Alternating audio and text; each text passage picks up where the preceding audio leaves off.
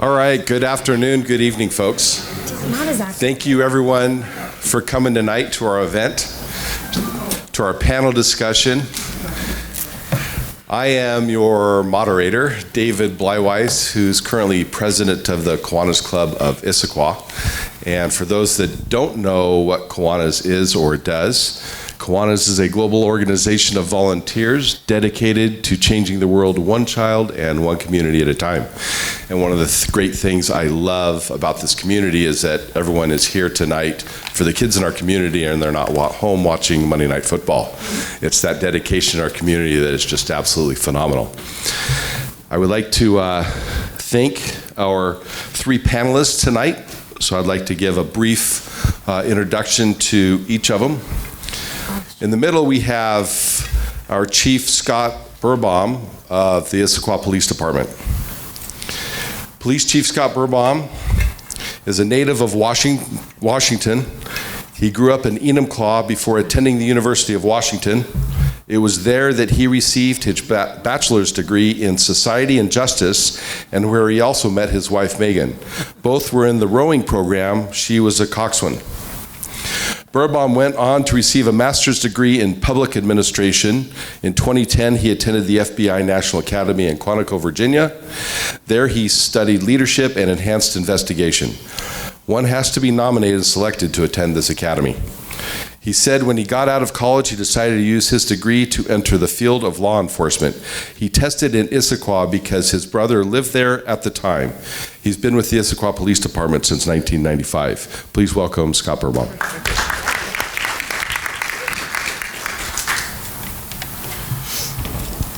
Next to him is Cori Walters, who's our executive director of the Issaquah Food and Clothing Bank.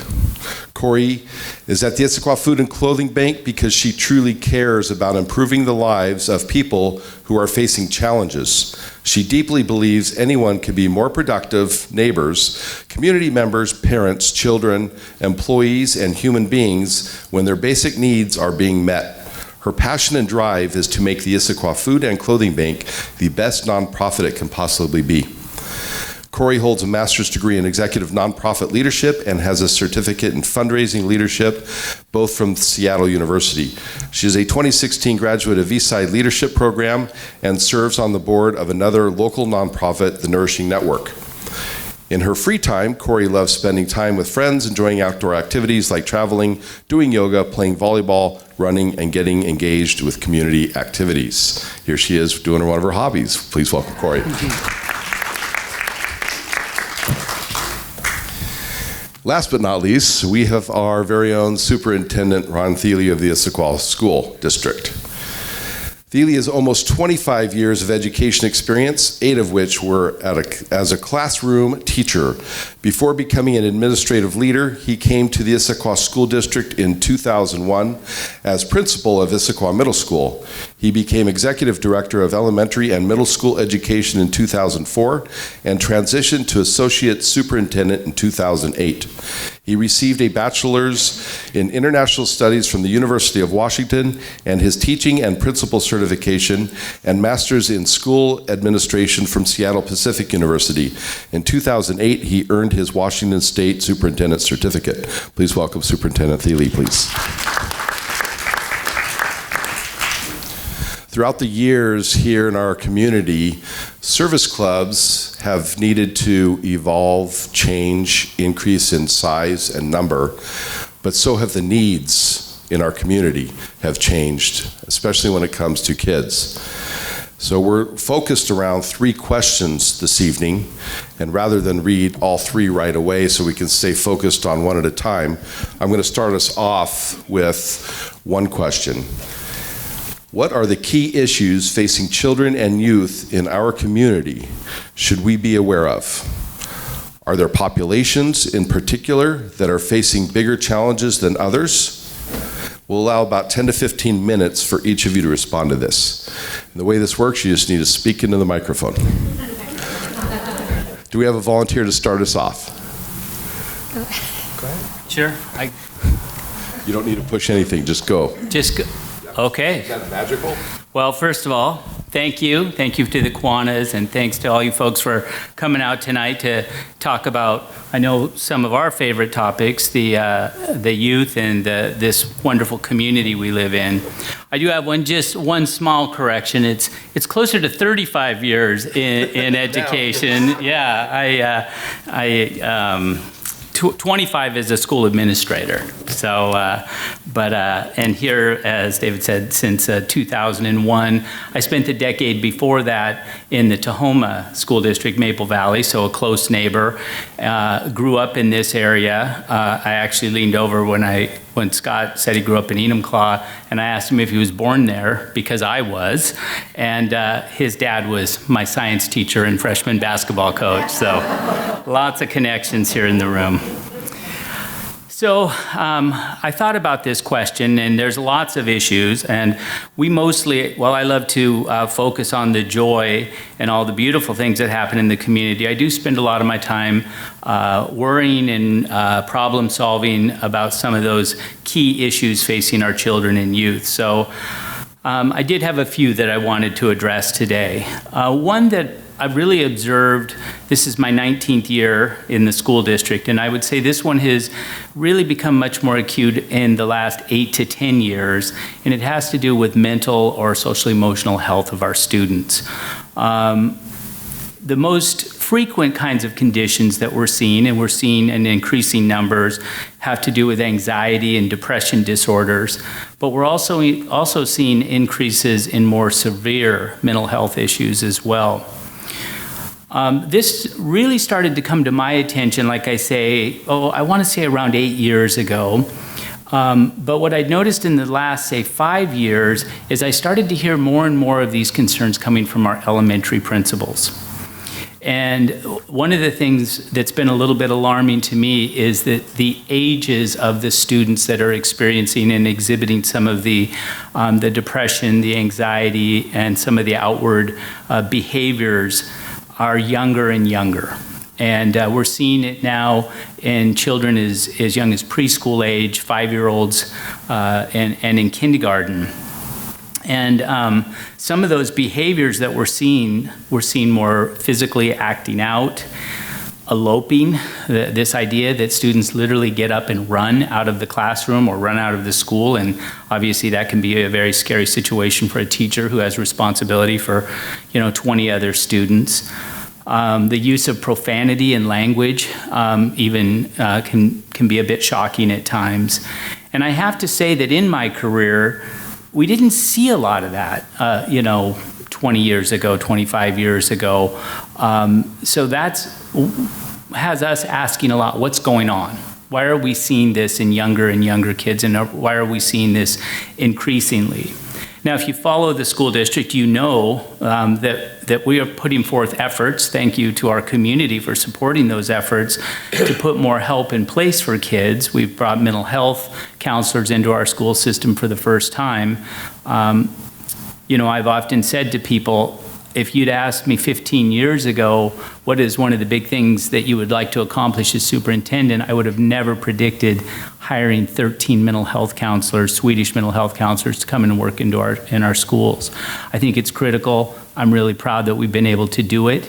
I think it's providing a critical service to a lot of our students and a support to our staff. But it's just not something it's a change that I've observed in public schools in this area that is one that I think our children are facing. It's a key issue.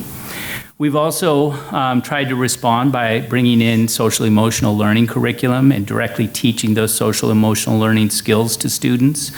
Bringing in a behavioral management system that has a much more positive approach to it, our positive social emotional behavior system, or PBSES as we call it.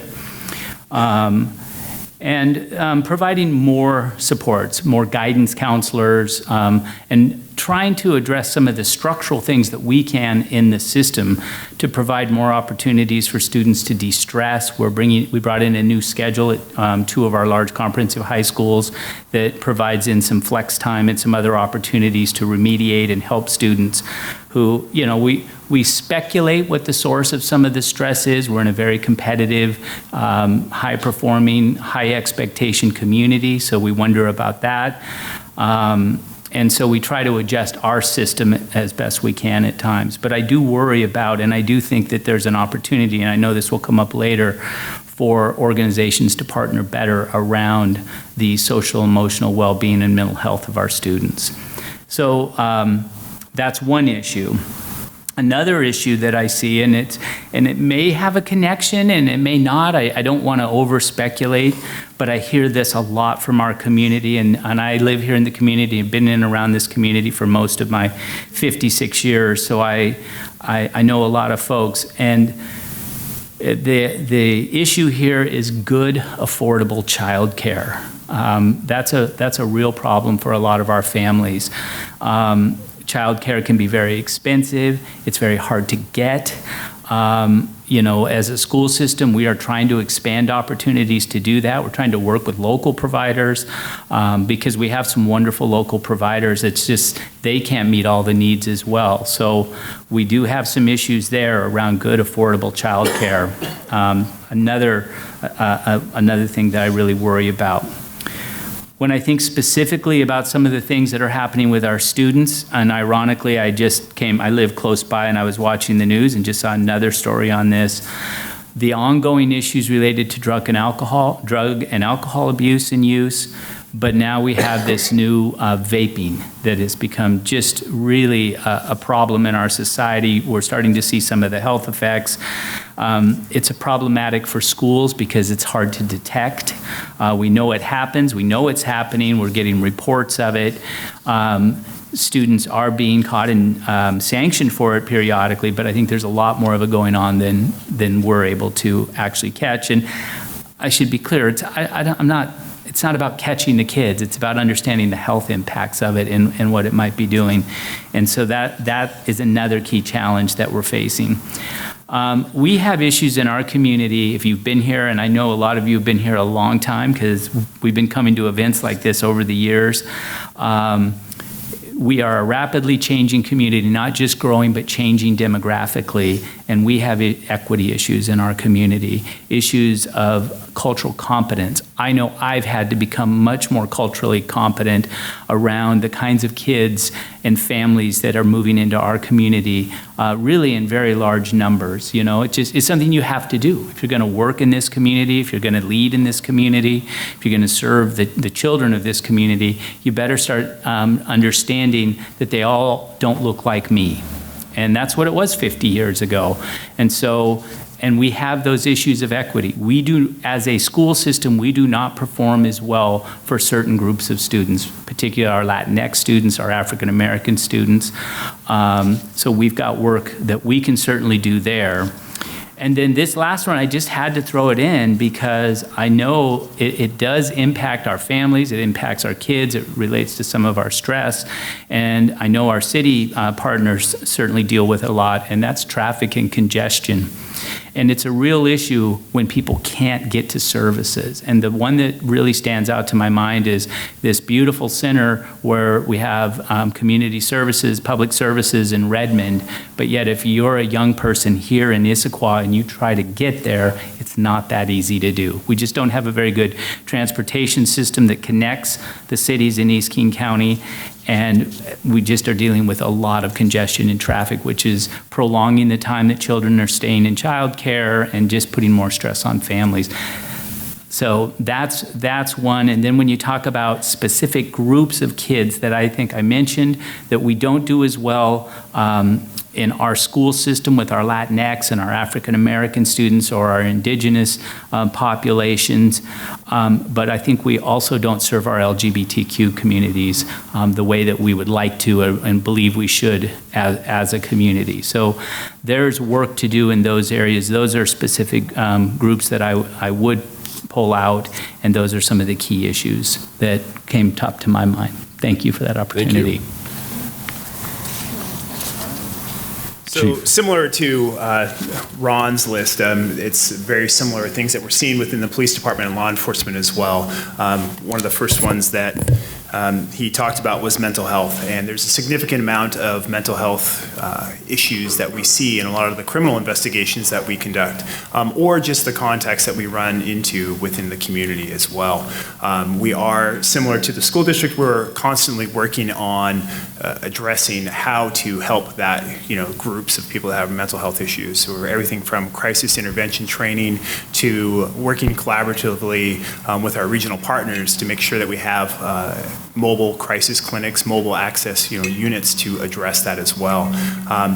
And similar to what I have on my list is that we're also seeing that list of, or the impact of anxiety as well with our youth. There is that competitiveness, that is that the speed and the intensity of what's going on in our communities, that it's showing up when we have our conversations with those that we come in contact in law enforcement.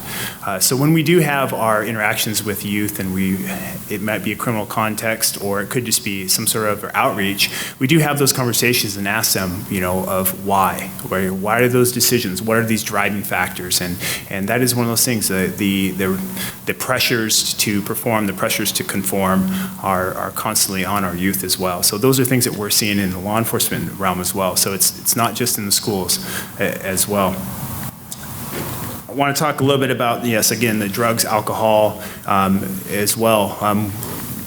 In addition to the opioid issue that we're seeing regionally, methamphetamines are making a resurgence as well, and that's impacting our youth. So again, it's that constant conversation as a community that we have to work towards. It's the education, it's the collaborative resources that we're going to have to put towards addressing these issues. It's not just a law enforcement issue, it is a community issue. We do have a lot of partnerships with the police department, with our community partners, and with the school district to address that, and we do work side by side on these issues. We're going to continue to, just as I said, our parents, our generations before us, we're going to continue to address this, and we're going to have to work at it as a community. I wanted to add a little bit more to that, the access to services. And one of the things that from law enforcement that we are seeing, and I know we've had this conversation as well, Cori, is there's a fear of accessing resources, and that sometimes is also due to some of the national conversations about immigration or some of the other approaches to that. And we really have to work hard as a community to overcome that, because there are some of those groups within our community that are afraid to access services, and we have to work together to somehow provide that trust that people can come and access service, not just from the police department, but from other government groups, because there is that fear of some sort of a intervention just because of somebody's status or immigration status. And that's something we work really hard on, is trying to address. Lastly, one of the ones that kind of intermixes with some of the ones that Ron has already mentioned is I want to talk about technology, and that's something that we're seeing from the police department. Technology is moving at such a quick, rapid pace that our youth are accessing information and are experimenting with it at a much faster rate than we ever did.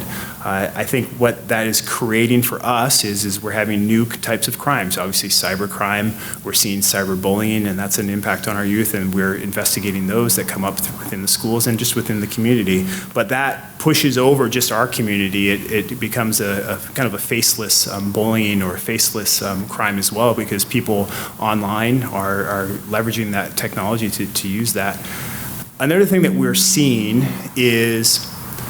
goes beyond, let's say, law enforcement, but we're seeing a kind of a generational disconnect, or I'll say interpersonal disconnect. Because of the way people are choosing to communicate and maybe utilizing technology, that sometimes we're losing some of the ability to have the face-to-face conversations. People are leveraging technology to either send a quick text, or they would rather do that, or use some sort of app to communicate rather than have that face-to-face conversation. So that is impacting people when they go to do their job hunts. It's impacting their ability to, if they're working for, if they're applying for a job and they're interacting with somebody who is maybe of more of a different approach, they want to have that face-to-face customer service type access. I think that's an incredible opportunity to leverage technology as well. Within the police department, we're looking at options to have online therapy. that is something that is accessible. There are corporations that are leveraging that as well. And so although it is a challenge, I think it is an opportunity for us to maybe research it further to provide that access. So if we are having, our individuals, youth, adults, that are having those moments of anxiety or depression or apprehension, that there's a way to maybe connect. So we do have to work to maybe think outside of the way our common ways of communicating are, and we have to start thinking about how our communities want to connect. So with that, I'll pass it on to Cori. Great. Thank you. So I would say at the Issaquah Food and Clothing Bank, and probably as well as a lot of my partners out there, we've seen an increase in homelessness, and we've seen an increase in food insecurity. A lot of our youth feeding program numbers have spiked in just the last couple of years. 30% of the people we serve at the food bank are children, and so we know that we're only serving a small portion of the people in our community who actually have needs. So we think there are a lot more kids in our community who are food insecure and who are struggling getting their basic needs met. And I think there's some barriers that we kind of covered that are key issues in our community. A lot of times there's a misconception still that there's not need on the east side, and that's something we all kind of have to work on, is helping everyone understand that the needs are real. And there's stigma and fear for accessing services. Scott kind of touched on them a little bit, but the idea of living in this affluent community and being seen at the food bank, or seen going to Friends of Youth, or seen accessing services is a huge barrier. We have a lot of really great programs for kids and families, and as well as our partners do. And I think it's just people are nervous about asking for help. I think there's not a lot of education about where to get help and from who, and what's the good first door to walk into. We have a lot of families who struggle with accessing services, including transportation. So even if they knew how to get to the food bank, maybe they couldn't get there because they're limited access to vehicle, or they have kids at home, and taking our bus system isn't super convenient with their jobs or their life. Just pure knowledge of our services. And the services in our community, what Friends of Youth offers, what Influence Choice, how to get down to the teen center. People just don't always know what is out there for them. And because it can also be very complicated to access services. So if somebody comes into the food bank and asks for help, they have more than just food insecurity needs. They probably need to access 3, 4, 5 other organizations or services. And most of the services aren't actually housed in Issaquah. They may have to go to Bellevue. They may have to go to Redmond. So how that relates to some of those key issues, some other key issues is housing and shelter in our community.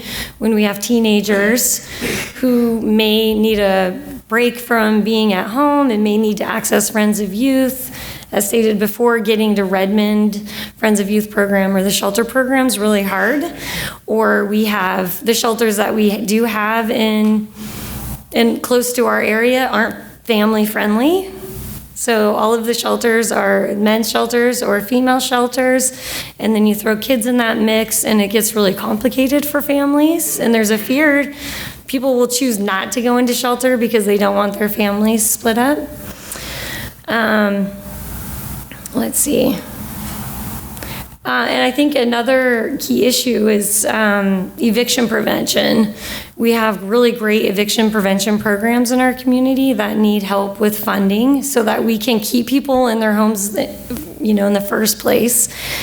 And I think you guys kind of covered all the other bases. Good, thank you very much. So moving on to question number 2. The support system in our community has come a long way, and we can be very proud of the work that the Food Bank, Schools Foundation, Eastside Baby Corner, Friends of Youth, and many other organizations are doing. What are the gaps, either by service type or population served, that need to be filled? We'll start this as a panel discussion and then see if we can open it up to the audience. So, Cori. I think our biggest gaps are that it's just very complicated to access services. If somebody comes into any one of our programs and they have multiple needs, if you've ever sat down with somebody who has multiple needs, it's hard as a service provider to help them get all of their needs met, let alone people trying to figure it out on their own. It's very complicated. If there's a language barrier or just a knowledge of what services actually exist, that's a really big gap. And so I think as service providers in specific areas, we probably could do a better job with wraparound service models where we have better communication when somebody comes into our network. So our organizations are supporting the fire department and the police department. They're the ones seeing a lot of people, just that there's even more connectivity. That I would say is our biggest one. Thank you. Scott? So in addition to the wraparound conversation, first responders, it's 24/7, and a lot of our services are really based on the Monday through Friday, 9 to 5 type hours. And so what we run into as a challenge for first responders is addressing those needs on the weekends, at night, in the middle of the, early in the morning. And when you have somebody who's in crisis or is finally brought up the courage to ask for that help, how do you bridge that gap from 10:30 at night until we can actually get some of these services open right in the morning? We will, try and connect them, but sometimes you have only that moment in time to get that person connected, and sometimes we've lost out on that. So that would be one of my gaps that I see is the 24-hour access. We have it regionally, where we have some mobile groups that come in, but they are also limited. So we have a limited amount of mobile crisis units that can come out and to maybe bridge that gap. And so sometimes they have to wait an hour and a half to get another team to come out. And so just keeping those people and there, or to keep them interested or committed, and we don't want to miss that window of opportunity, and that's something that I think see the most in the police department. I do believe that as a community there is that increased collaboration that is happening, and there's a lot of communication in between a lot of the groups of how we can approach this and how we can keep closing those gaps. And there is a lot of work, but we still have a ways to go. Ron? Yeah, I would just kind of pick up on that. That there is a tremendous effort, and I've seen a big expansion of outreach opportunities, but there clearly are still some segments of our community that we're not reaching as well. And some of this I made reference to earlier, but more and better outreach to our Latinx community. And I think, Scott, you touched on some of the fears around immigration and status that might be causing some of those, that segment of our community, which represents about 9% of our school system, just to give you a sense of what we're talking about here.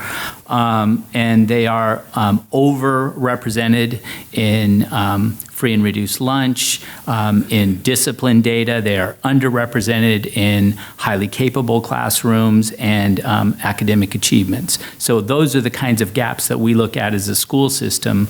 But I do believe that where there's a role for the broader community to play is more and better outreach to that community, specifically to that Latinx community. I referenced earlier better outreach to our LGBTQ community, particularly the community of youth, and an opportunity there for us to partner together and do a better job. And then I think about a gap that we need help as a school system, and that is we only operate about 180 days a year. And so that means there's 185 days a year when school isn't in session. Some of you, probably most of you, have contributed to programs like, lunch during the breaks and summer feeding programs, because sadly for some of our students, we're a major source of their nutrition. And so when we're not in session, what happens? So there's been some great projects by some of the service community and folks in our community to help ensure that there's a stable food supply when school's not in session for those families. But there's certainly an opportunity there for us. And then that is also continues over for academic support. How do we provide academic support so that we don't see so much summer slide or decline over long breaks? For some kids in an affluent community, a break is a wonderful, wonderful thing. It means travel, it means enrichment. For other children, it doesn't mean that. And so to be able to keep those students fed and actively engaged, providing books and tutoring and supports like that over those long breaks in those summer months. That's an area where we need to do better, but we also need a larger community.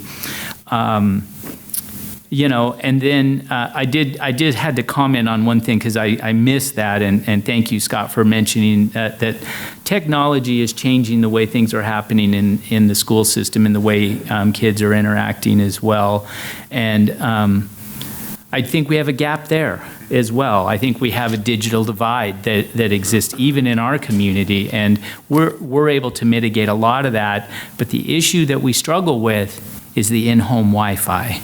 We can put the tools in their hands, we can get them computers and so forth, but one of the struggles we have is Wi-Fi, and more that's becoming it's becoming almost like the power that runs through our homes. We need that, and they need that in their homes as well.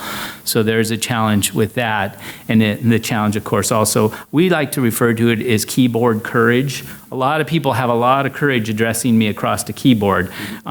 Maybe I'd rather have it come to me that way than face to face. I don't know, but that is something that we see out there as well. But I do think that there's definitely some gaps that in partnering together we can help fill. And I know there's a lot of work that people are doing to do that. And it warms my heart when I see us providing backpacks and things for the kids and the holiday gift barn and so forth. But there's also, there's still more work to do there, I guess. Thank you. Okay.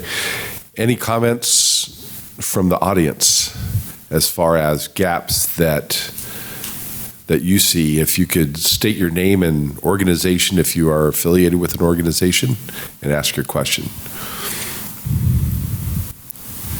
Barb? Okay, and I'm just here. That's perfectly acceptable. So, I think all of you talked about the stress and anxiety and how it impacts our kids and our parents. How does it impact our employees and teachers and police officers, nurses, caseworkers? I would imagine that if it's impacting our community that broadly, that the employees in the various organizations are also feeling it. Could each of you speak to that? So I'm going to abbreviate the question here. So Barb DeMichelle would like to know the effect on your organization's employees and staff as far as the stresses and how you handle those. I can start. We're stressed. Our numbers have just gone up so dramatically at the food bank. So it's a small building with a lot more people every day in the building, and that just adds tension, and people come into the building with tension, and we have more food coming in the building and more food and more program. Everything is just grown. Some of our programs have grown 30%. Every program's grown 30% in the last year. It's huge. And so in order to keep up with that capacity, we need more volunteers.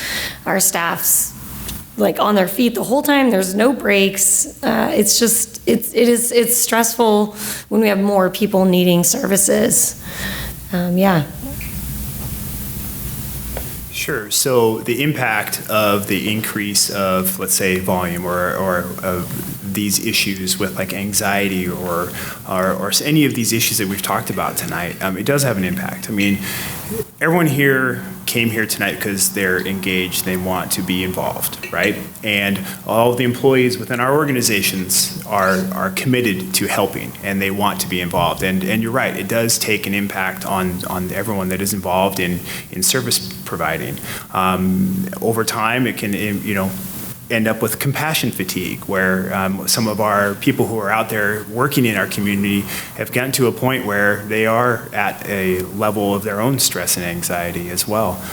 We do focus on a lot of wellness programs within organizations to focus on that individual reducing that cumulative stress, how to do critical incident stress debriefs as well. There is a lot of programs that a lot of agencies invest a lot of time and energy into wellness programs, everything from focusing on diet, exercise, sleep, rest, stress management techniques, mindfulness. There's a lot of programs out there that a lot of organizations invest in. The police department, we do that as well, because we don't do any good for the community if we're not taking care of ourselves as well. So just like everyone in these service providing groups, we do have to focus on that. And internally, we do have to take care of ourselves and take care of one another to provide that excellent service that our community is working towards. So I don't have any data, Barb. What I have is just anecdotal stories as I talk with educators over the years. And I have to say, in some ways, and in public education and in the Issaquah School District, we've been fortunate. We've had new resources that have allowed us to staff up at better levels than I've seen in my entire career. So that helps to mitigate some of that. Now, having said that, I will say, I made reference earlier to what we've seen happening with mental health issues and behavioral issues down in the really low grades. Typically, when a teacher is relaying a story about a child who has ran from the classroom or something, they're not doing so with a lot of joy in their heart in that moment, and you can see the stress. And I worry, we've struggled in education for a long time to keep people in the profession. So we do a lot of work now with orientation and trying to keep teachers beyond that critical 5 years so they'll stay in the profession. I don't know if it's specifically in the teaching ranks and in the teaching support ranks. I made a note here because we have an employee assistance program. We have lots of activities going on around wellness and stuff as well. But I don't know how my numbers, I get a report annually, and I don't recall there any alarming increase of any of that, but I do worry about the health of our employees. Now, there is one group where I can say there is some data about leaving the profession, about higher rates of stress, because it's being documented in a lot of our professional journals, and it's building principals. That's the group that seems to be kind of suffering a little bit right now. And the job, it's become much more complex, and the demands, I think, and even as I say this, Barb, I worry about it because I recognize I'm the person driving a lot of the demands. So, but I try to do it in a compassionate way and try to be mindful. I was a building level administrator for 8 years, so I do know what it feels like. But I will tell you, in recent years, principals that I've known for a long time will look me in the face and say, "Ron, it's different than when you were here." And I believe that to be the case. So I do worry a little bit about that. But education is a calling, and sometimes I think we take advantage of people because it is a calling. They want to do it, and they'll come and do it. They'll do it for less pay than they'll do other things. They really put their heart into it. And so I'm really proud of our 3,000 employees that we have that show up every day to serve the kids. But I do have one last group, too, of employees that I know have had some real stress, particularly in the last 12 months. And I'm not saying this is a joke. Our bus drivers. In part because the traffic that I referenced earlier, And we had just a horrific February last year that those folks really, they did an amazing job with, but it is very, very stressful, what we went through kind of last winter. So, and that's a group we've struggled to keep, I like to say, I've been in this role for 7 years, and I've never not had a help wanted sign in front of my bus barn. So that is one group that I do worry a little bit about as well. I worry about them all, but specifically right now, my principals and my bus drivers seem to be two of my groups that are bearing the brunt of some of the changes out there. Thank you, Ron. I was hoping today we wouldn't have to talk about traffic. Sorry about that. Kids and traffic. Is there another comment or question? Yes. My name is Sue Byron, and I am the president and last chair of Issaquah Philharmonic. And I came here this evening because Fred invited me to come and make a few comments. Do you want me to use that?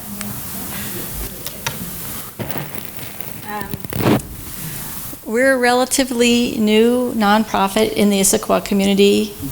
We became a nonprofit in 2012. We're a group of volunteer musicians, and I want to speak to stress and what our group is attempting to do for our community.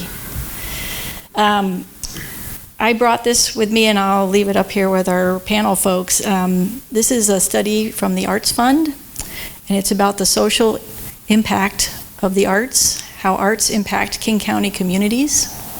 And the comments that you guys have been making, the arts help. So our orchestra is all volunteer, nonprofit. People that play with us are high school students, all the way up to our most honored member, who's 91, Francis Walton, who is the most recent Issaquah Hall of Fame recipient, and started the music program in the school district. So the reason I came here to speak, because it's our first rehearsal tonight, so I'm not at rehearsal to be here. I have so many families that I know, and children are interested in music. And so many of the families I know say, I can't afford to go. I can't afford to drive to Seattle. I can't afford music for my kid. All of our concerts are free. Not only are our concerts free, all of the musicians come out at intermission, and we provide free juice and cookies for everyone, and we all show anyone that's interested our instruments. When you're a parent trying to make choices and you want your child to have enrichment, but what instrument should my child choose? To have an opportunity to go to a free concert, talk to someone that plays that instrument, look at all the different instruments and see what's interesting to you. This is a service we're trying to provide to our community to support the fantastic music program that we have in our school district. In fact, so fantastic, we've started a statewide competition that was inspired by the composition program of Mr. Cook at Skyline High School. So we now offer a $1,000 prize for a young composer, and we had the very first winner last year, and their piece was premiered at Skyline High School, 4 Impressions of the Sailor's Sea. And she's a young lady that lives in Redmond. And this was adjudicated by a national panel of up-and-coming women in music. We had 2 professors who are composers, have worked with the Chicago Symphony, prize-winning, and we had another judge that's a conductor. So nationally adjudicated, statewide competition offering a $1,000 prize, open to anyone. So the other thing our organization is committed to is we just so passionately believe that music feeds people's souls, and it's so important to give people a chance for that access. So our concerts are free, so we want to feed the soul and the body. We give 3 free concerts every year, and our final concert of the year is always in support of the food bank. This will be our 5th year to do it, and we've brought in, I think now, close to 5,000 pounds of food for the food bank. So I know we're new and not a lot of people know about us yet, but we're trying to get the word out, and I just wanted to let you know that that we're out there and we want to partner with people, and we care about the kids in this community, and we want to help. So I'll just leave this up here, and maybe the people in charge, because there's a website with it, but here's a paper copy, but there's the website. Would you say what your website is, please? Oh, so that's for the report, but if you just put into Google Issaquah Philharmonic Orchestra, you'll find us. Did I mention we're all volunteer? Our website's a little out of date at the moment, but we're working on getting it updated. So, Thank you. Other comments, questions? Yes. Is there a parent gap? Meaning,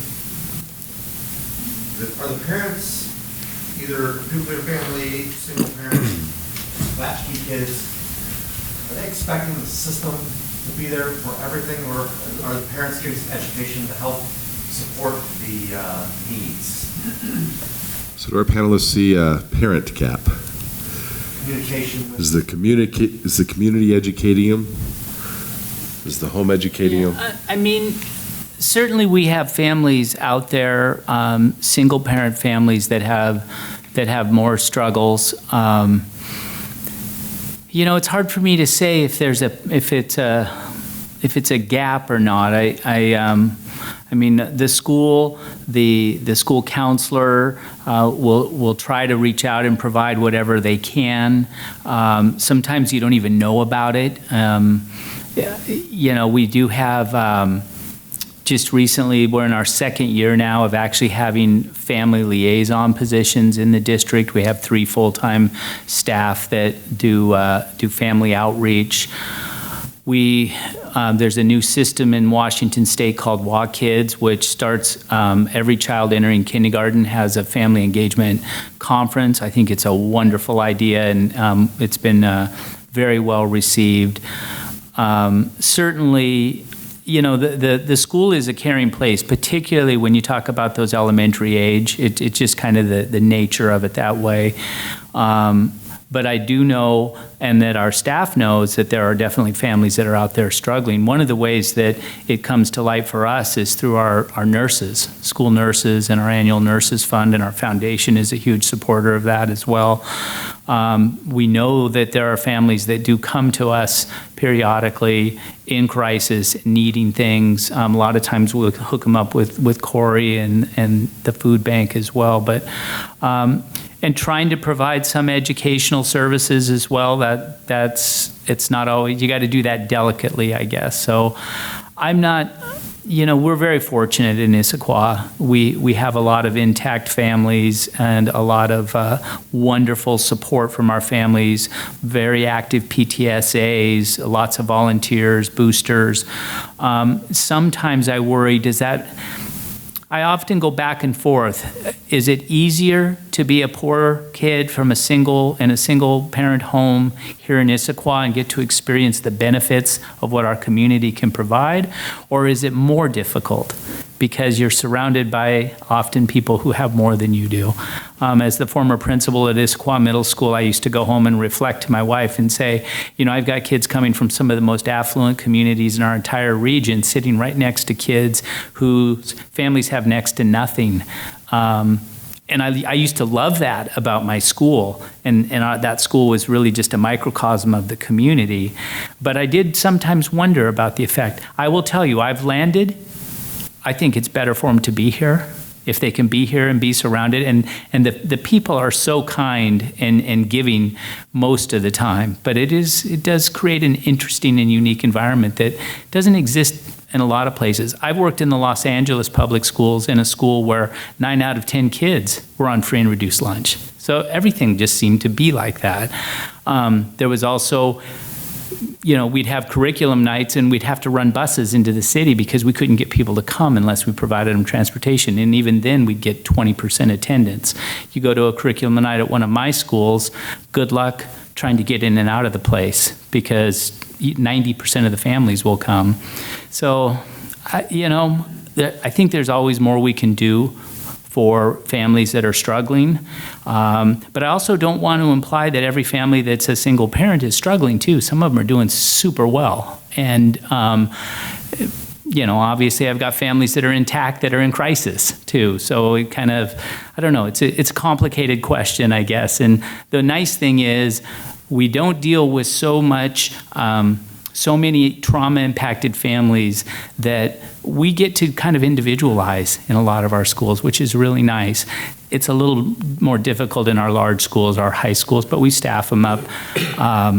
But like with the school board, and I've got a former school board member, a couple of former school board, 3 former school board members. We could almost have a meeting here tonight, couldn't we? We can talk about our non-grads, for example. We graduate about 95% of our kids within 5 years and about 92 to 93% on time every year.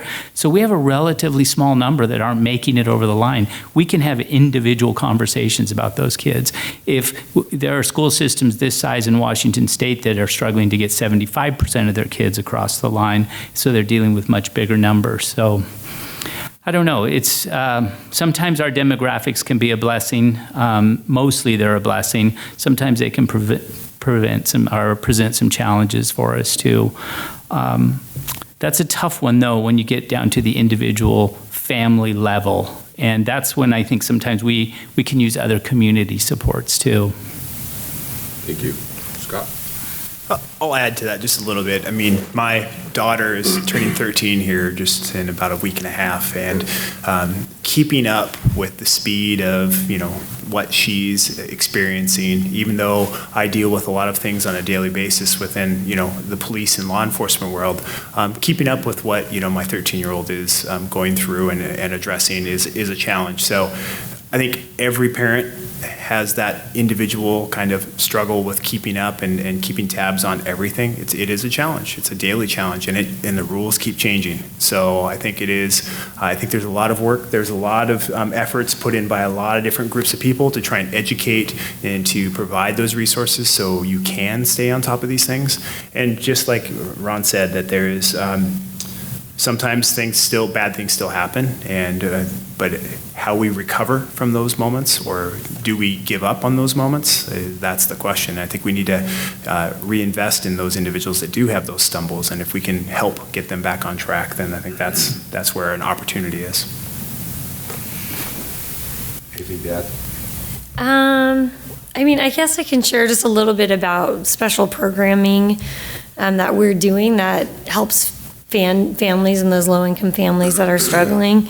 We have a food delivery program that delivers to 100 households every week, and in those households, there are 100 kids.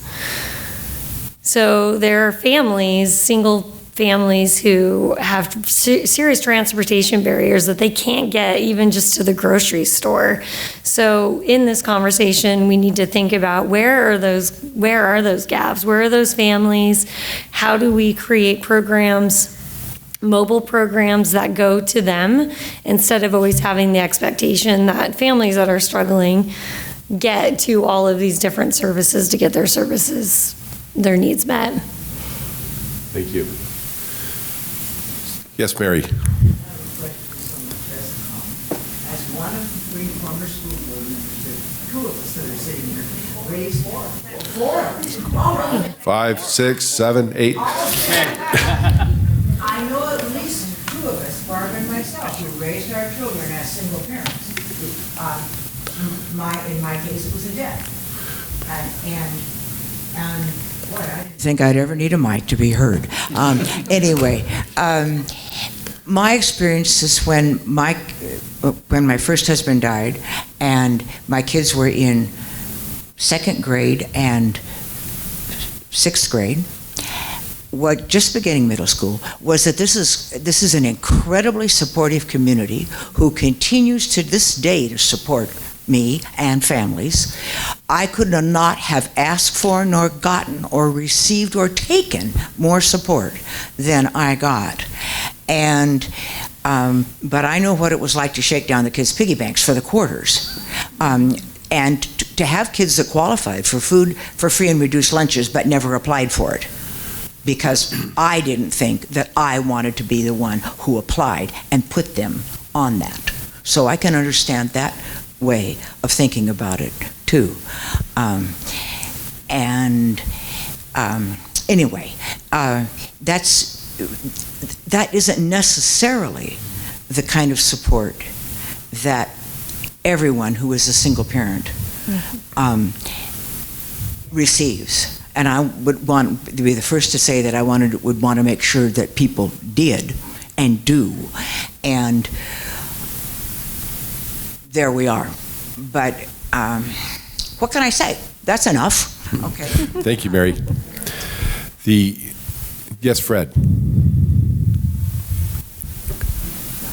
I've been aware for a long time that anxiety and depression have been a problem with high school students, but I guess this is the first time I've really thought or heard that those experiencing those symptoms, that it's at a younger and younger and younger age.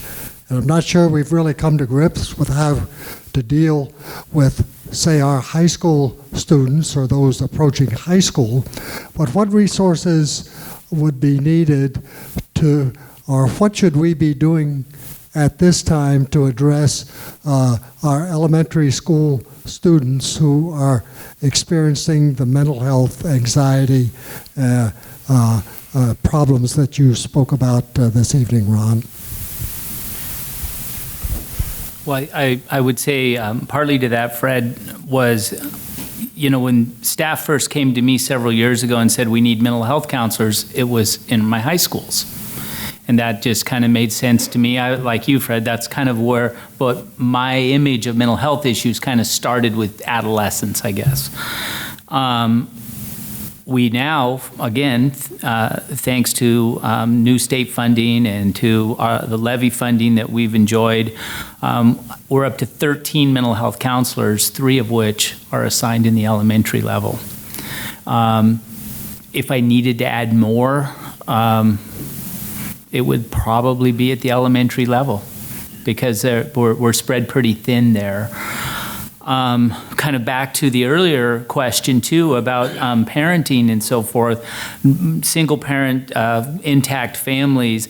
I wonder sometimes when you have a 5-year-old that's experiencing that, you're probably dealing with parents that are maybe in their 30s.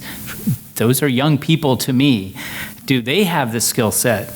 I mean, we're struggling as professional educators what to do with some of the things that we're seeing in young children, how to outreach to the families and who's there to support them too. In particular, and a lot of times they're not necessarily comfortable getting that kind of support from the school system either.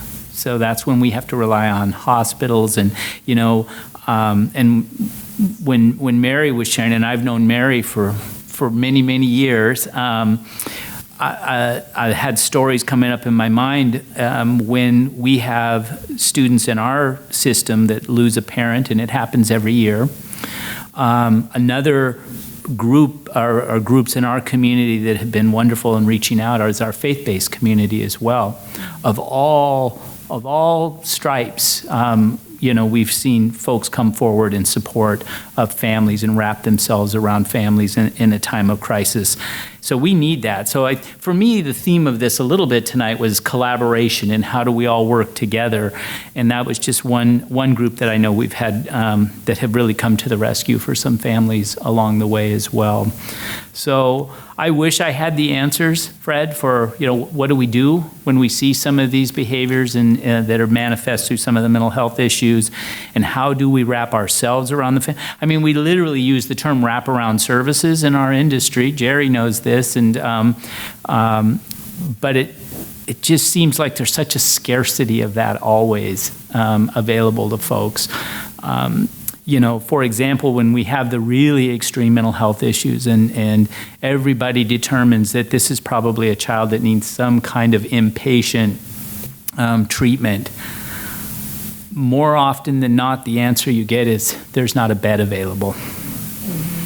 So then you're just trying to hold things together in that interim. So, I mean, that sounds, I don't mean it to sound as depressing as it is. I didn't come here to create mental illness tonight. But at the same time, just being very frank about the conversation, that's where I think there are some needs and some gaps. And they're not just our local community, we're part of that bigger state system as well. So in listening to the gaps, I hear transportation, I hear mental counselors. Is it just come down to money, or do we have the people and the vehicles for transportation and we need gas money? Do we need the licensed professionals? What's missing? So Ron, if you were to hire or provide a mental health person at an elementary level, does this have to be a fully licensed individual, or are we hamstrung by that, or an internship, or a counselor, or do we not have those people to put in those schools, or is it really come down to money? Well, we've been able to find them. I mean, so I have 13 of them. I mean, okay. Just think about that. 13 mental health counselors are employed by the Issaquah School District now in a partnership with Swedish Hospital. We've partnered in the past also with Friends of Youth to provide those services. There is a certain level of licensure that is required, and we would want that anyway. I want the best trained people with my most vulnerable students.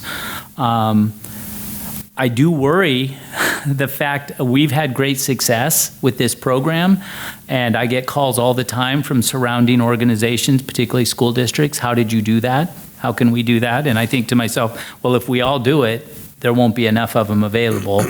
We have struggled at times to be able to fill positions, and Swedish has struggled to fill those positions too. We're fortunately staffed up right now. But there, money is always an issue. I think on the transportation side, I do think at some level there might be an opportunity there for community members, delivering the food to the family, or taking somebody to a medical appointment. I know those systems are already in place out there. There may need to be an expansion of those systems. I'm not exactly sure what that would look like. I guess I would have to talk to folks individually and say, what is the need that you have? And then we could try to create a solution to the problem. There are rules and regulations, obviously, around your taxpayer-funded system that are problematic. I've often wondered, isn't there something more we could do? We have a fabulous busing system in Issaquah. We operate about 175 buses. We've been able to utilize those buses for Salmon Day shuttles and things like that. I don't really know. There's a lot of rules and regulations around what you can do with those yellow school buses. They've gotten a little loosened up in recent years. Maybe there's some opportunities there. Maybe there's people in this room that work down in Olympia in the legislature or something. We can look at some of these things. Perhaps. Good. Cori, could you talk a little bit about the transportation in your home delivery and how that works? Yes. Well, we have two programs. We have a mobile food bank that we're piloting right now that is going into kind of pocket communities where we know there's high needs. So we're taking fresh produce every other week to these households, and it's mostly supplemental. The goal of the program is to really get to know who's living in those communities and what their needs are. And we found there are a lot of people who used to be food bank clients but can no longer get to the food bank, and now they're on our groceries to go programs, and we're getting a lot more food into those houses. And then we have Groceries to Go, which is a delivery program. Families order what food they need, and we have volunteers that put their food together and then deliver it once a week. This program's only serving 100 households right now, and we serve the entire Issaquah School District. There's probably a couple thousand households that would benefit from a grocery delivery program just based on accessibility and transportation.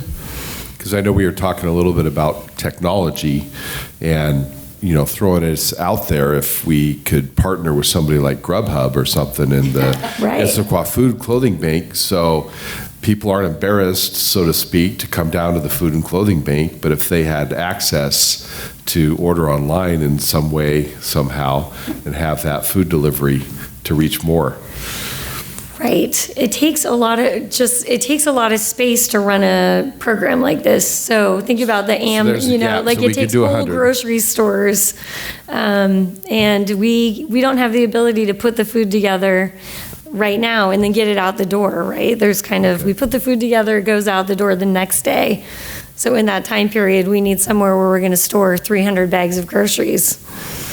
There's, Okay, the yes. trickle down effect Absolutely. to expanding these programs is big. It's a big deal. It's actually a big problem we're working on solving. Good. Yes, in the back. Wait for the mic, please. There you go. Can you guys hear me? I hear a lot of talking about crisis mode, and that is important, but I also want to give credit where credit is due, because I think the school district social emotional curriculum. So I had a kindergarten, she's now in second grade, but in her kindergarten year was when it rolled out. And I have to tell you, she comes home and talks about her feelings.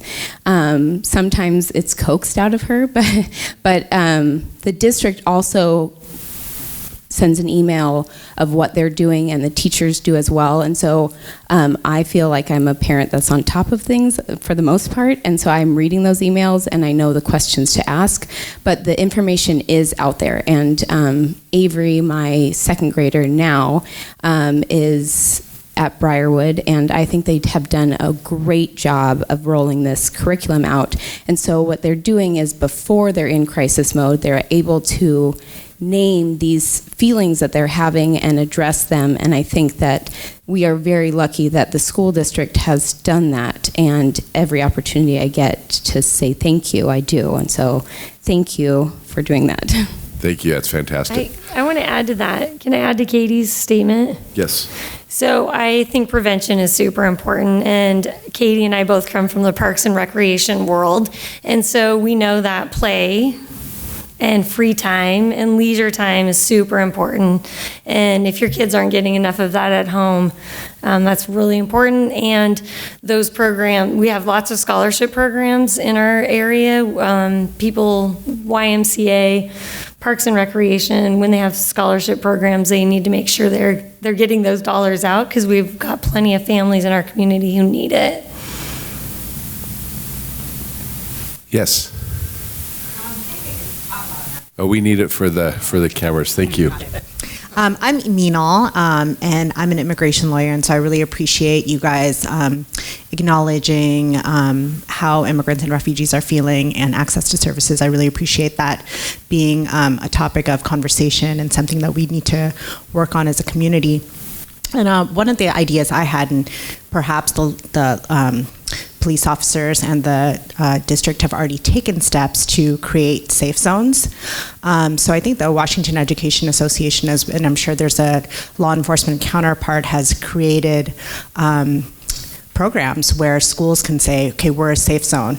So, you're training your teachers on, if there is a breach, if ICE shows up, or, a young person is just expressing fear, how you would respond.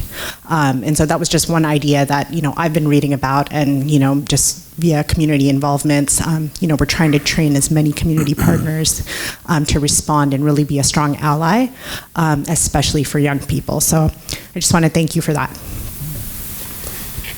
Marilyn? I had a comment and an observation. When you were talking, Ron, about the mental health issue, and you started noticing it about 10 years ago, I immediately dialed back to No Child Left Behind. And I have two grandsons, elementary age, in the Renton School District, and their day is structured, and their curriculum is structured around these standardized tests. And do you think there is a cause or just a correlation to that? And my other comment is, and this has been, I got a third grader and a first grade grandson. they don't have time to eat lunch. And Scott alluded to getting your men out and getting some physical activity and learning to expend that and learning to eat right. How can we teach kids that when they have 20 minutes, which seems to be the state standard? You know, sometimes old ideas come around and they're new again, but by golly, we grew up with PE. I see no reason why that shouldn't be back in the schools. And I know you have federal dollars that you have to address, but is there a chance of getting programs? I mean, you talk about stress. Nothing is a better stress reliever than physical activity, and yet you're hiring counselors, and that's a good thing, but this seems kind of basic at one level. You know, if we could accommodate a decent lunch, a nutritional lunch, and then accommodate some time outside. Recess is like 15 minutes for these kids. And, you know, I don't know if that's really enough, especially squirmy little first grade and third grade boys. You know, their attention spans are certainly growing, but they're still fairly short. So that is my comment. Ron, did you want to comment on that? I would just, first of all, the good news is we still have PE. You know, we do have PE in all of our schools, and it is interesting because in this system, it's actually one of the classes at the high school level that kids really kind of complain and try to get out of because they need to take. They don't do. We actually don't do that in school anymore. So, but I do think. Something that you said that it does resonate with me is this idea around academic expectations. And in the arc of my career, you know, I graduated from high school in 1981.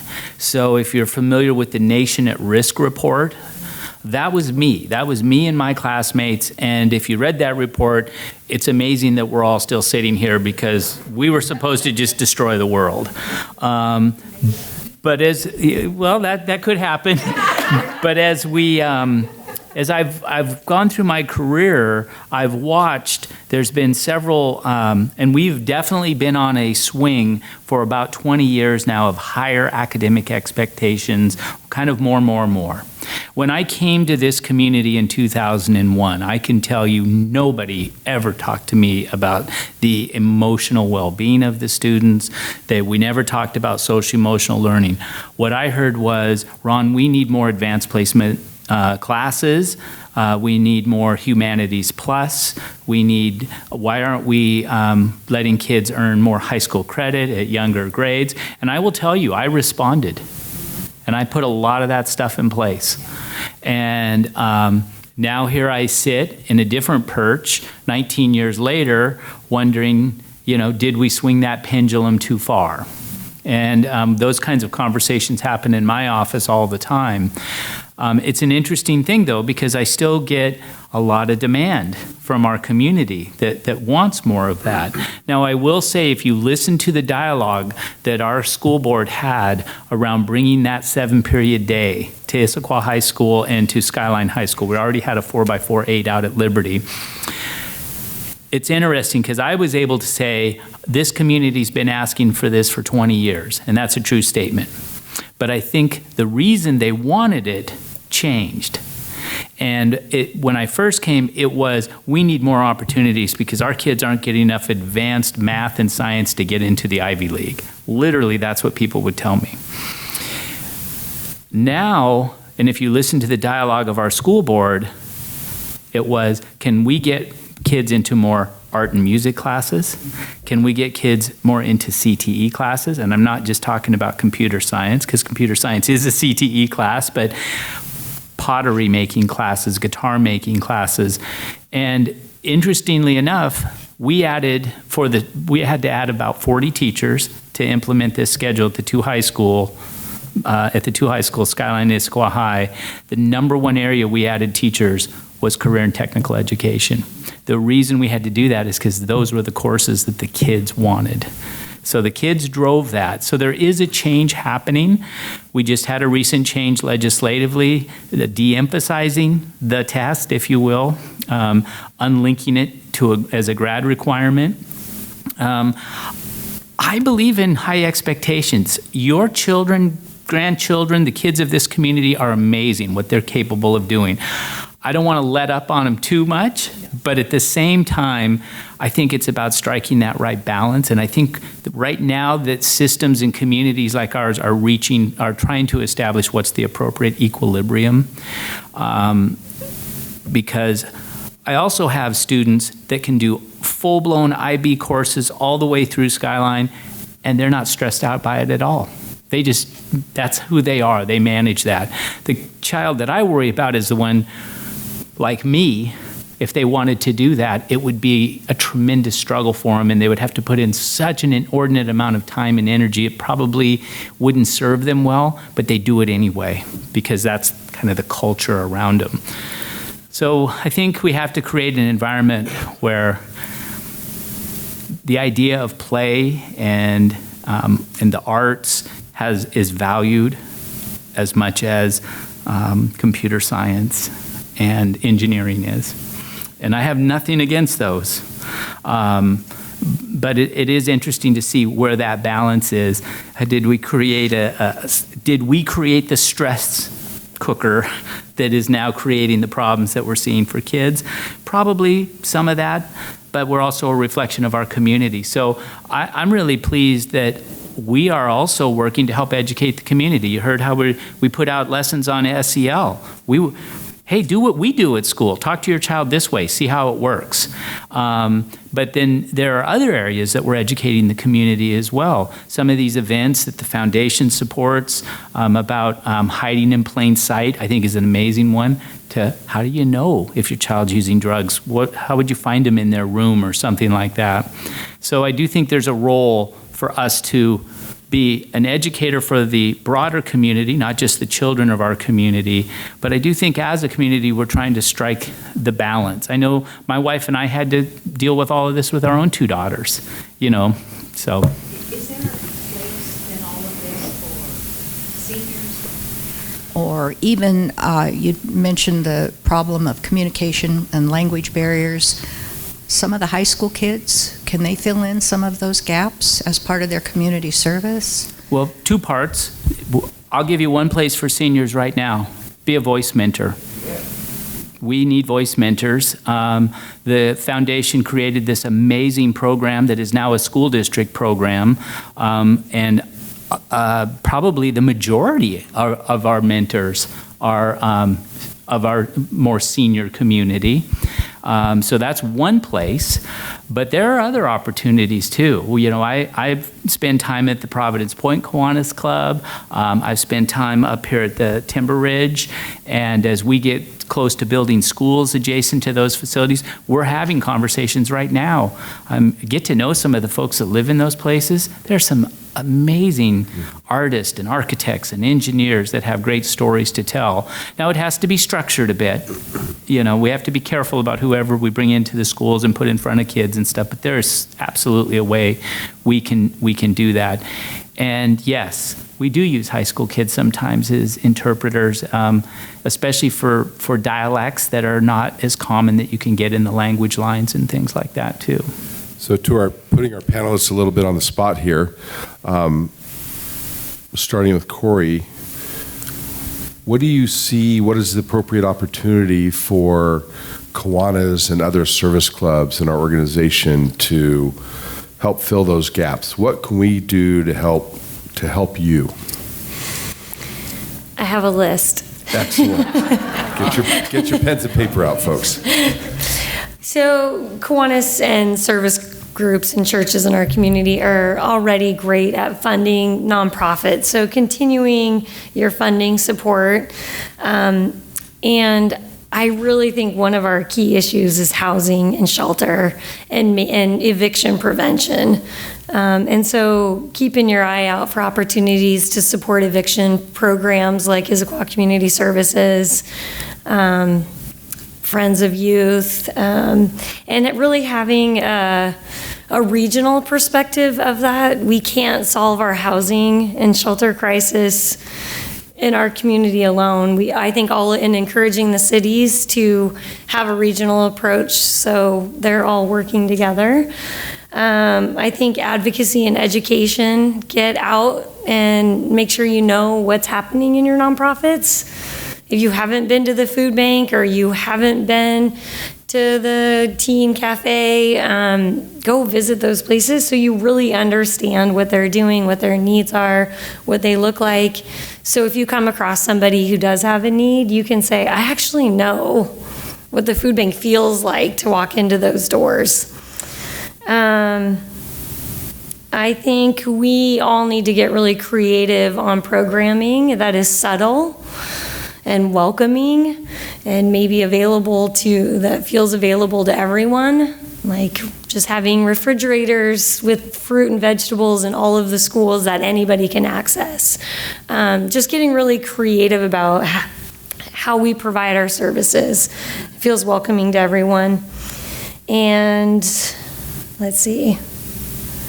And then collaboration. So if you have a program idea, make sure you're talking to the partners that are in our community that may be interested in doing something similar.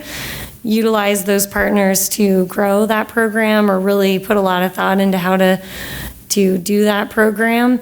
And your collaboration and participation in our programs is really important. We can't solve these gaps or these needs without a whole lot of community support. Thank you. Scott? I know Cori's heard me say this before about kind of map your environment and to know what what is surrounding. And it's echoing what Cori was saying is go out and educate yourself or have your groups get educated on what those services are. And then follow up by connect. Or think about it as the more you know about the different services that are available, when you come across somebody or you come across an opportunity, you can start piecing it all together. That's what, we've had these conversations before in the city as well. As how do we know what everyone is doing, that we can align maybe our objectives or our interests, and then hopefully we're not competing for resources as well. And I think that's a big piece of it. So educate, for our different groups, they need to educate themselves on what is available, what is everyone doing, and what are their missions, and then really work hard to connect. And it gets back to that collaboration. So I think those are kind of the key points that I would say for our service groups. Thank you. Ron? We touched on this a little bit earlier, but one of the roles that I think our service clubs can really help us with is whether we like it or not, particularly Scott and myself, we are the government. And there are those in our community that for sometimes reasons of status, immigration status, but maybe a bad experience or something, they're just not as comfortable working with the government, the schools or law enforcement, whereas a Kiwanis member or a Rotarian is a community member. It's a neighbor. It's somebody that is in the know. You're here at meetings like this. You all have knowledge about what's available in our community, as said. And so you can be that individual that can carry that message forward, and without the fear maybe that I'm having to interact with a government entity. I've tried my whole career to demystify us, but I still, and from time to time, I'm just amazed that people want to contact me and say, can we keep this confidential? I'm fearful of retribution. And it's just hard for me to imagine that anybody that works in our organization would ever do anything like that, but I do understand fear. So sometimes I think service groups can serve as that first contact point if somebody has an issue with us. The word collaboration, I think about the collaborative efforts, and I was thinking about projects like the Tools for Schools and things like that, those to me are great examples, because the other thing that service groups can do, you can marshal volunteers. And we rely on the PTSA, which is essentially just another service group in our community, a very large one, to provide kind of boots on the ground volunteers. And I know we need those, and sometimes I know certainly Cori needs those. And so I think that's another way that we can work together. And then I've said this before, I just appreciate the opportunity that it's our service groups that made this happen for me tonight. So I could come out here and say to our former mayor, yeah, I've got 5-year-olds with mental health concerns. I think these kinds of opportunities that you provide really do mean a lot to me. I've come out and been invited to speak at all the Kiwanis clubs in our area and the Rotary clubs, and that gives me an opportunity to get these important messages out and then hear feedback. You've seen me get cornered by Kiwanins as I try to leave sometimes, and they've got something they need to share with me, and I take away important information from all of those interactions, so I really do appreciate that. And I just think it's part of what makes our community really, truly such a great place. When I think about, tonight we're talking about Kiwanis and Rotarians and everything too, but of course, I can't sit here and look at 2 key players in our foundation and the massive amount of help and support that our foundation provides to our kids in the community as well through the school district. So I think it's about collaboration, it's about having these conversations, access to one another, and then problem solving and trying to be creative in our problem solving too, because they're complex problems that we're trying to address. Good. Thank you, Ron. Any comments from the audience? Yes, one in the very back. Where'd our microphone go? Oh.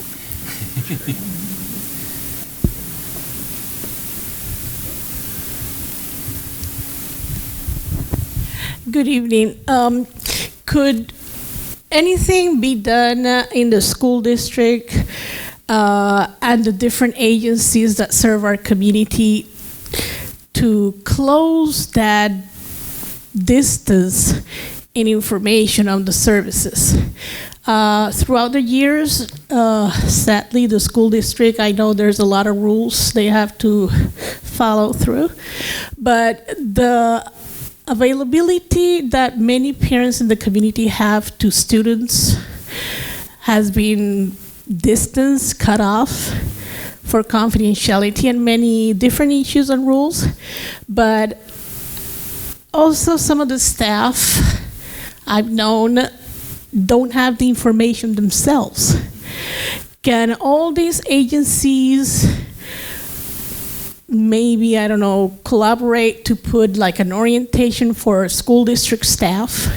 That way all the nurses and the staff know the resources available, and maybe open up the rules about posting information in schools. Because sometimes parents cannot go to the school and get the information, but another parent gets wing of information and they can put discreetly some paper in the kid's folder, send it home. And also the nurses, if they're better informed, I think they could better serve our kids to close that distance between the agency services and the needs that they have on a daily basis. Very good comment. Thank you. Did you want to address that, Ron? Just some of the changes that we've been putting in place. I concur with a lot of what she just spoke to, that there's just some knowledge gaps out there. And so a few years ago, I guess about 3-4 years ago now, we tried to consolidate a lot of that information. So we actually have a Department of Student Intervention Services. When I first came to the district, the person who oversaw counselors for us was half-time counselor, half-time CTE, career and technical, or home ec, back in those days. And we were a small system, and maybe that seemed appropriate. But working so that we could have one department that addresses what do our nurses know and what do our nurses need to know. What about the counselors? Well, there's a difference between a Swedish mental health counselor and a guidance counselor. So trying to consolidate that, we need to do a better job. And classroom teachers as well need to know a lot of that information. Some areas it's improved. We are now required to train all teachers on suicide ideation and things like that, but there is knowledge gaps. And, one of the things we say, if you don't know, if a student comes to you, has a question you don't know, don't give up on it. try to find the answer, because that answer probably exists somewhere in the system, if not one of the counselors or one of the administrators, somebody in my office. But the point is well taken that we need to do a better job of, one, disseminating the information so that all of our staff have it, trying to find better ways to communicate and make that available to all of our citizens. You know, you can change the language. We've got our website in 3 different languages now, but, you know, we have 25 or 30 different languages in the system.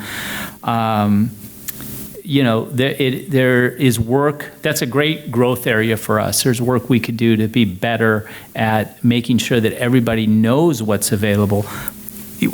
I like to remind my staff about the food bank, the food and clothing bank, because the other thing is, of our 3,000 employees, only about half of them actually live in our community. They commute in and work, so they may not be aware of everything that's available here, and a lot of them are coming from Seattle and other places as well. So it's a point well made. We've got a job to do, and there are some structural things in place too. I will say I had a very long conversation just this morning about, we try to be very, very respectful and protective of people's information as it relates to whether their income status, free and reduced lunch status. The federal government has very strict guidelines on what we can do with that information, so strict that at times it is a barrier to delivering services. And the reason it was being talked about in my office today was, we're trying to find a way. Is there a way we can get that information and disseminate it, particularly to those bookkeepers and those administrators in the secondary buildings? Because we want to give scholarships. We do not want a student to not join an athletic team or a robotics club or anything because they can't pay a fee. Those fees will be paid. The money is in the system, but how do we know who to get it to? You have to have, the law requires, the auditing laws require that you have some basis by which you're giving away public funds. Because that's what I'm doing when I'm giving something like that away. And we're just trying to, we literally have lawyers looking at this saying, how can we do this? How can we streamline this process for people? Because through listening to our families, we've heard that those are some of the obstacles that they face when their child wants to join something or be part of something, and they're fearful that they can't afford to do it. And we're out there saying, we've got the money, we can make that happen, but we have to have a mechanism by which we do it. And it can be maddening. Even as a principal, it can be hard to know who in your school is on free and reduced lunch. Thank you, Ron. Yeah, I love that conversation because it's such a unique dichotomy in terms of having need. I don't even like the word, just living differently, and then having these structures of support. But we have this kind of entity that looks at need as less than. And it's so hard to change that giant ship so that we take advantage of the capital that's involved in all the different learning capabilities and socioeconomic status, and it's celebrated, versus putting it into a hierarchy. And we were talking about, the pendulum going back and forth. That's so vital, because we like to swing all the way to the other side. So we'll have very emotional children for a while, and then we'll go, wow, they don't know a lot of stuff. And then we'll swing all the way back. It's like, stop in the middle, right? But how do we get to a place where we change the conversation about just need, that it's not less than, it's just different, and it doesn't make you, it doesn't put, we've created these hierarchies, especially in the education system, because of the grades and stuff like that, and now our kids put that on everything else as a byproduct, right? I'm now better they try to win versus be successful. And it goes into other areas, and how do we get it out of there? We have these stealth programs to get kids like food at the end of the week, and it just says, you should be quiet about this. Like, don't let anybody know. And how do we change those kinds of dynamics so that need isn't seen in that same way? Because we all need something sometime. It's such a difficult thing to try to change. That's an awesome gap that was just identified here while the school's trying to figure out how to get these funds into the children's hands for these activities. That's something that the Kiwanis Club could do. get the word out and do $50 activity scholarships or something like that, while the school and the attorneys and the machine figures out how to disseminate it. There's a gap that we could definitely identify and work with. That's neat. Great comment. Thank you. Yes, Lisa.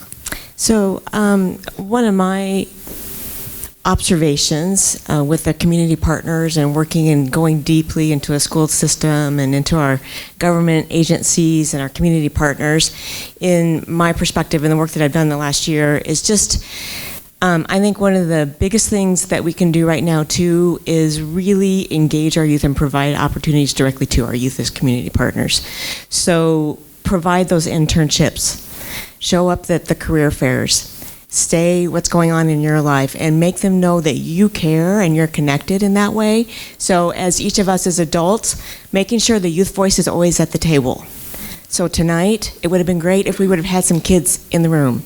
So just as an example, I know I've been trying to set up a conversation with youth over the last few months, and I haven't. I haven't been able to do that myself. So in all of my work, so just it's become very, very obvious to me that we talk a lot about what we can do to support our youth or what the gaps are in serving our youth. They're the ones that can tell us the most what they need, and when they bring their voice to the table and they can articulate what they need, we have these aha moments that just unfold, and the system starts to break down in terms of removing those barriers. So I wanted to say a huge thank you for having this community forum. I'm a Kiwanian, and I'm very proud of this group, and I haven't been able to be very active this last year, so very proud of that. But I think, whether you're the chamber, whether you're a Rotarian, whether you're a Kiwanian, the service clubs that are inside the school, it's hard to find teachers that can also be those administrative support staff for those clubs and keep those active and going. But just keeping that energy going and making sure that we're reaching out and figuring out and getting creative around how we can actually say, hey, you guys, what do you want? And how you bring the table. Bring your ASB leaders into your club meetings and say, hey, what do you want? What's going on in the world for you? What's your lens of and what do you think we think of you? And then there'll be some aha moments. So that's part of what I'd like to share. Thanks. Great. Thank you, Lisa.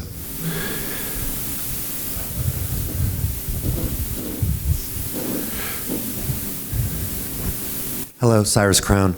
I wanted to react earlier to the comments around knowledge gap and message dissemination and getting the word out, because as a community and communities around the country, we've lost our local newspapers.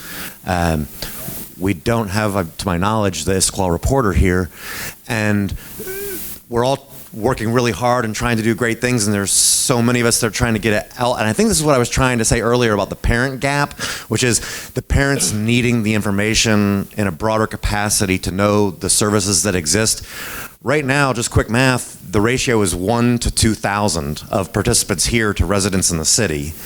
And we can all do our own individual things to push it out, but I think the communication gap, if we can solve that, and I don't know how it remedies itself. As a parent of a 16, 13, and 10-year-old, going to back to school and curriculum night, finding ways to just make sure the parents know so that they can be a part of it and be more helpful together. But it really is difficult without mass media communication for us all to be privy to what services and accessible opportunities exist. So I don't know what the answer is either, but I can tell you the Issaquah Highlands Facebook page has got a lot of people on it, very active, and the more we can push out there, the more participants we'll have. Thank you, Cyrus. The other 40,000 citizens are watching Community Channel 21, and big shout out to our media staff here tonight. So thank you. Seems to me the big need I'm hearing, instead of putting all of this on the school district, which it seems like a lot of this is being directed at Ron, what we need is a central clearinghouse, and I'm wondering if the nonprofits couldn't coordinate a phone number and a place and a list where people can go, get information they can pick up and take home, or call a number if that doesn't answer all their questions and get their questions asked. And that would take a big thing off you and maybe you, and certainly I would think off the school district. And it would be nice if whatever information we have available was in the classrooms, of all the schools. And I think that's a doable thing. It'll take some coordination, but I do think that's a doable thing. And so when you get a call from somebody that, can't make their rent or can't pay their utility bill, you can say, I have a plan for that. Call this number, and they'll get you hooked up with where you need to be. So that's one of the things I'm hearing tonight. Thank you, Marilyn. Any other comments? Yes. I think all of you know that I'm Cornell Atwater, the Executive Director for Issaquah Schools Foundation, and we have historically supported many different programs to support our 20,500 kids in our 24 schools. A couple of things is finding a central area for resourcing. I think that everyone tries to do their own way of providing information, and then pulling in one central database or one central access is great. Whether we use social media, we use a digital methodology, and that can be effective. I think one of the things that the foundation has done is created the Cultural Bridges magazine. For some of you who aren't aware of it, it's already in 6 different languages. It tries to pull community information in this 124-page magazine, along with providing it 3 times a year and a family guide. And so there's a hard copy and there's a digital version. You can get it downloaded on your phone. And we try to put relevant information that is useful for families through the lens of not being from a U.S. citizen. So trying to provide information for the Latinx, for the Chinese community, Vietnamese community, Russian, so on and so forth. But the challenges that we have a concern is the duality between the child being exposed to what it is in school and seeing what there is, and then having a second life at home as to how they think and should behave.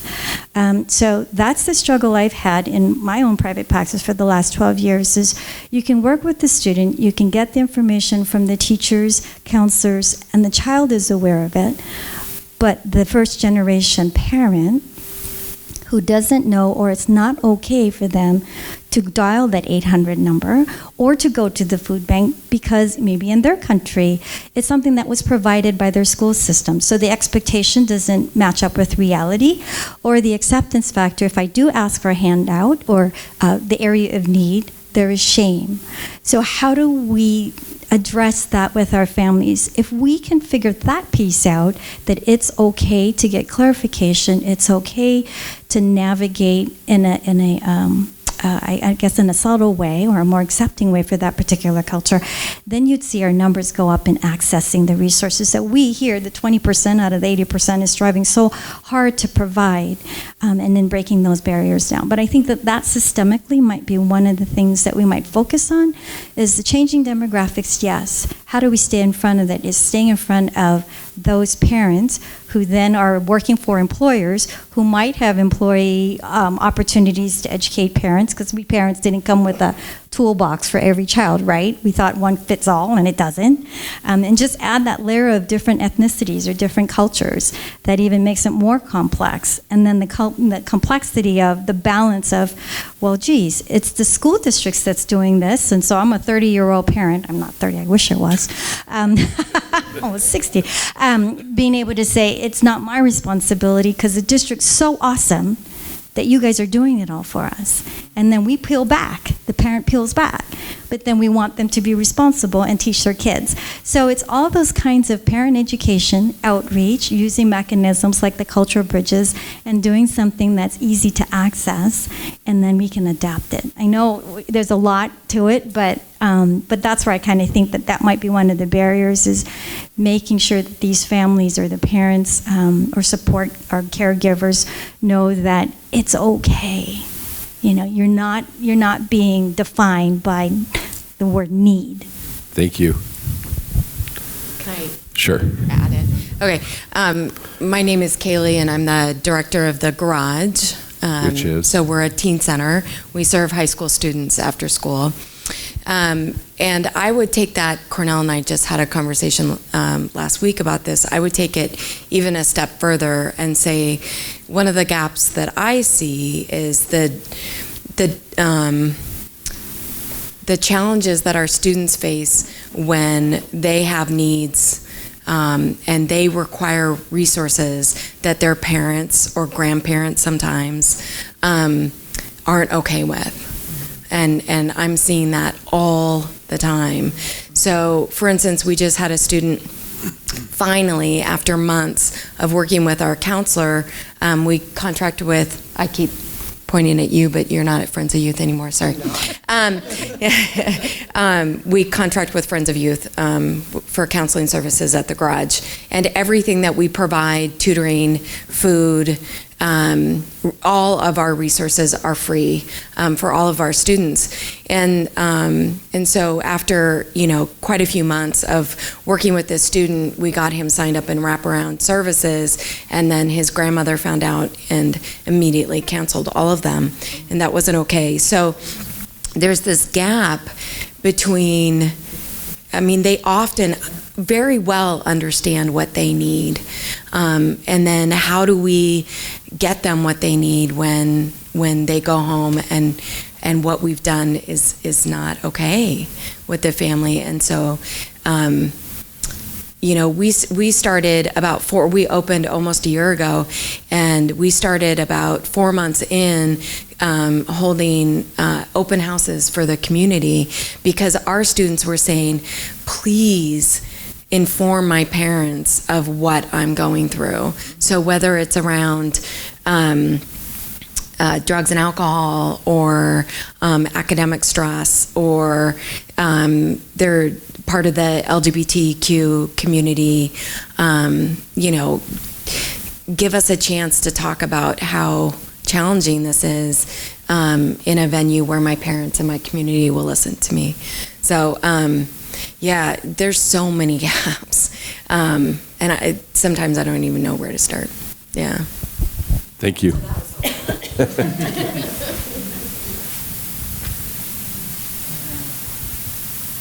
So I wanted to go ahead and wrap this up. Thank you to all of you in our community for coming out tonight and giving of your time, yes, once again, and for all that you do. And especially thank you to Marilyn and Connie of the Kiwanis Club for putting all of this together behind the scenes. Thank you, you two. Fantastic. And a special shout out to our panelists, Cori, Scott, and Ron. Thank you very much for your insight and sharing that with all of us. They'll probably be around for a few more minutes if you wanted to grab them off to the side. Thank you very much, and drive safe.